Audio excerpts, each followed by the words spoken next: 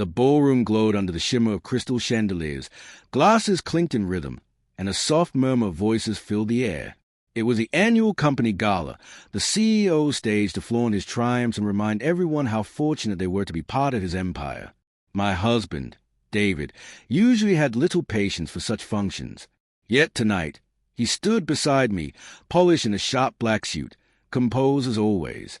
The man at the center of it all, Richard Harlow, the CEO, thrived on dominance. He relished his own speeches and the way people shrank under his stare. When his gaze found David, the spouse of one of his managers, his lips curved into the smile of a predator circling prey.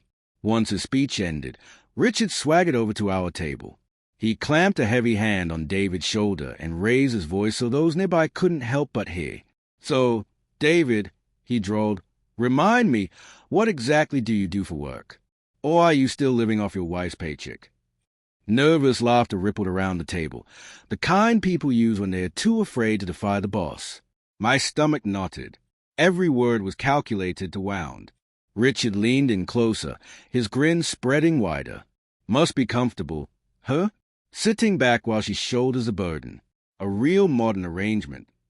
Heat rushed to my cheeks, but David didn't so much as blink. He sat with quiet poise, fingers loosely around his glass of water, eyes locked on Richard as if he were no more than a bothersome insect. The silence stretched long enough that even Richard's smirk began to falter. Then David spoke, his voice calm, measured, and sharp enough to cut through the air. "Well, Richard," he said evenly, "I suppose it is comfortable. Comfortable knowing I don't have to tear down my spouse to feel like a man." The room went still. Forks hovered midair. A hush spread across the table, spilling into the corners of the hall. Richard's face tightened, his grin crumbling beneath the weight of every gaze now fixed on him. David didn't stop. Leaning forward slightly, he continued in the same deliberate, steady tone. "A man's worth isn't found in how loudly he boasts or how many people he can belittle at dinner. It's measured in respect. And from where I'm sitting, you seem severely overdrawn." Gasps fluttered through the group. Someone coughed to mask a laugh. Richard's mouth opened, but no sound emerged. For once, the man who always dominated the room had nothing to say. David lifted his glass, took a slow sip, and set it back down with quiet precision, as though he was simply offering advice rather than dismantling a powerful man in front of his audience.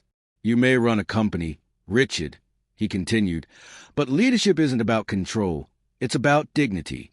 And tonight, you've shown none." The silence afterward crackled with energy. People averted their eyes from Richard, their loyalty visibly shaken as David's words echoed in their heads. The humiliation Richard had tried to heap on my husband had recoiled on him instead. Finally, Richard forced out a laugh, brittle and hollow. "Well now, I was only joking, of course." David tilted his head slightly, gaze unwavering. "Yes, but some jokes reveal truths you'd rather keep hidden, don't they?" With that, he leaned back in his chair, entirely composed, as though the whole exchange had been nothing more than small talk. Richard, red-faced and trembling, muttered something about needing to check on the catering and stumbled away, leaving a trail of whispers behind him. For the rest of the evening, people looked at David differently, not as a quiet husband in the background, but as a man who had silenced the loudest voice in the room with nothing but calm honesty. Later, in the car, I reached across the console and took his hand. "Do you realize what you did back there?" I asked, still buzzing with adrenaline. David's faint smile never left his face as his eyes stayed on the road. "I didn't do anything extraordinary. I just refused to let a small man make me smaller."